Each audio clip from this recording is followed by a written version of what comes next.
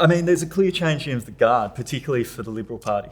In New South Wales and in Greater Sydney. Where we see it in Western Sydney is key leaders and senior figures like David Elliott, like Jeff Lee, are retiring, as well as, across the ditch. One of them voluntarily, but maybe the other one maybe not a bit so. less so. Okay. Yep. Folks like Victor Dominello and Brad Hazzard as well, the longest serving member in the lower house.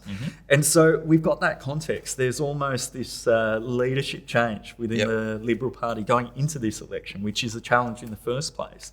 Add to that the fact that within Western Sydney, within, the 5 weeks of the election, there were 11 seats that the Liberal Party hadn't fielded a candidate for yet, or hadn't finalised a candidate for. It's a really, I guess, tricky thing, especially when you've got candidates coming from a standing start. And I mean, Labor have their own issues.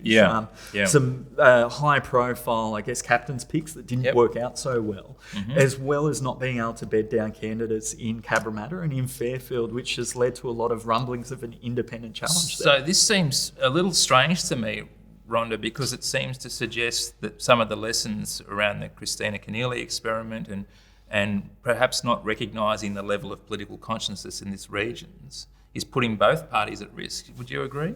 Yeah, I'd say so. I think that along with kind of some of the evolving attitudes and perceptions that we're seeing in the region and that increased political consciousness, I think there's a real appetite in the region to have leaders that represent the region itself. And I think that that's something that both governments must consider when selecting leaders to represent the region and to ensure that those leaders do represent the diversity of our region in gender, in cultural diversity. These would be key issues on the minds of voters in Western Sydney.